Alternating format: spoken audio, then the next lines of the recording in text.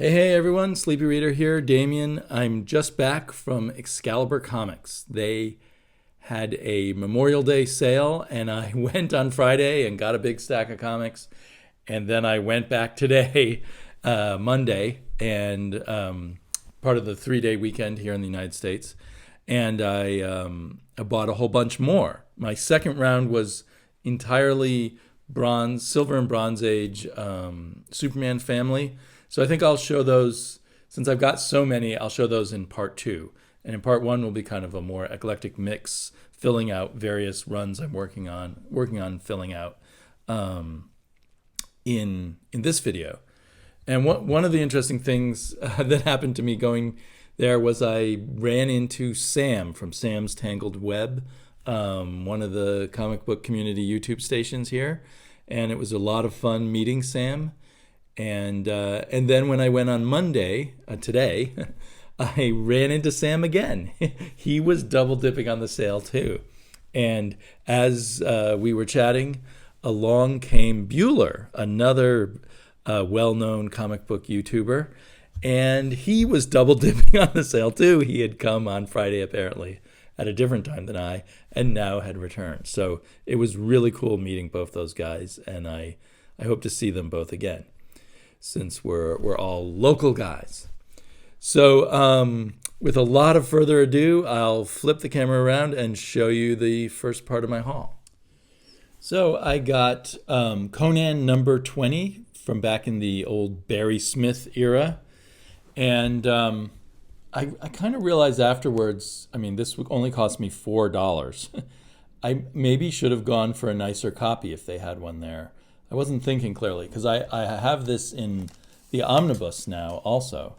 I'm not sure how I ended up never owning a copy of this issue. It's got beautiful art, or I probably have other reprints of it, but never had an original copy, so I don't know why. This is still a very nice copy to read, but at these prices, maybe I should have gone for a nicer copy. So there's that. And then I got, since I now I think I have almost all of the Doc Savage, or maybe I do have all of them, black and white magazines. I thought, well, why don't I have the color ones? I had some of them as a kid, but they're all gone. So I got this one again, so at half price. This was $2. Not that thrilled by this mark on the cover, but it's a great John Buscema cover. I think on the inside it's actually Ross Andrew, I want to say. Steve Englehart script, Ross Andrew and Jim Mooney. Ross Andrew seems a bit of a funny choice for Doc Savage, but anyway, he's not a bad artist. So I got Doc Savage number 1, Doc Savage number 2 with one of those Steranko covers that looks pretty amazing, and Doc Savage number 3 also has a Steranko cover. Now, I guess this was the moment where they switched away from the picture window covers back to the regular full bleed covers, so to speak. So there's that 1 year in Marvel history where they did the picture windows I think to celebrate 10 years of the Marvel Universe. And here is Doc Savage number 4 with a Gil Kane cover, which is great, but we see lots of Gil Kane covers. We only see a few Jim Steranko covers, so I always get excited over those. Good old up-the-nose shot from Gil Kane. So, and I think that the first few issues are written by Steve Englehart, which is something that I was not aware of before, and I'm kind of excited to read them. This one also has writing on the cover. I guess the date, sale by date. And here is issue number 8. I wonder who this cover's by. My first guess is Rich Buckler. I'm not sure. Okay, and then moving over to some DC, or just one DC book right now. This is actually the most expensive. I think it's the most expensive of everything I bought, which at half price was $6. But I just loved this cover on this issue of Weird Western Tales, so I couldn't resist it. It was in their box at the counter. I don't know if those are ones that are especially in good condition at Excalibur or just the newest ones to come in. from the Silver and Bronze Age. And speaking of silver going to bronze, right on the edge of silver and bronze, I guess, is this period of Submariner. So I continued looking to fill out my Submariner run. I think I'm down now to about, 8 or 9 issues out of a, 72 or 79 issue run. This is a nice cover. Not sure. It might be Sal Buscema. It's my first gut feeling. I guess I paid as much for this as I did for the Jonah Hex book. So actually, I was willing to put out the cash as I'm trying to, in quotes, the big money, as I'm trying to fill out this Submariner run. Oh, this is a really nice cover. Number 32. Namor on display like a prize exhibit. Oh, here's a beat up one that I also kind of paid. Oh, I know. They charge more for this one because it's considered the first Defenders story, or as they say on the sticker here, prelude to the first Defenders story. So I think there was a story that crossed over from Submariner to the Hulk that it featured kind of the beginning, the first team up of these characters that became the Defenders. Did it also cross over to a Doctor Strange story? I'm not sure. So in the first official Defenders adventure, they make a reference to the fact, oh, this is like the last time we teamed up. Issue 35, nice copy for $7, so $3.50 for me. But I think at this point, as long as the prices aren't too high, when I see the Submariners I don't have, I just grab them. Issue number 37. I'm not a big fan of this floating head with the split cover there, but the drawings themselves are actually very good. And issue number 51, which is a picture window. Yeah, so, and that looks like, is that Gil Kane? It looks like Gil Kane, but inked a little oddly, so that some of the characters look stiffer than you would expect from Gil Kane. I guess this figure doesn't look like as much like a Gil Kane drawing as everything else. You never know, maybe someone in the office had to edit that, redraw that figure or something. Or maybe it's just one figure that looks a little less Gil Kane-ish than I am used to. Love the way these figures in the background look as shooting at Submariner. And somehow not killing him. Okay, and then after realizing there were so many of these Spirit kitchen sink comic book size comics, with at the time new covers by Will Eisner, I now am on the trail to buy every single one of those. And they just had a few that I didn't have at Excalibur, so that was issue 1, which I'm not sure what the price on that was. I think $4 though. And issue 2, I love that issue 2 cover. Love that background with all the people looking beat up there. And issue 8 and issue 21, which has kind of a, what would you call it, a color hold or something. It's an unusual coloring for a comic book cover at the time, I think. I'm not an expert, but that's how it seems to me. And then also you've seen in previous recent hauls that I realized I can collect all the Thunder Agents. So I grabbed a few more, and the prices on these were very cheap. I guess they're kind of beat up. This one has something printed on, someone stamped something on the cover. Al's Records and Books, I think. What a nutty idea to stamp the name of your bookstore on the cover of a magazine. Oh, and here's another stamp up there. They stamped it twice. But makes it for a very inexpensive reader's copy. Number 4 and number 6. One of these I accidentally double dipped on. It might be number 6. I'm not sure. I think I've already gotten one of these. And number 10, I really like that cover. It says Williamson and Wood. So Al Williamson probably drew it and Wood inked it. Very classic team up. And number 17.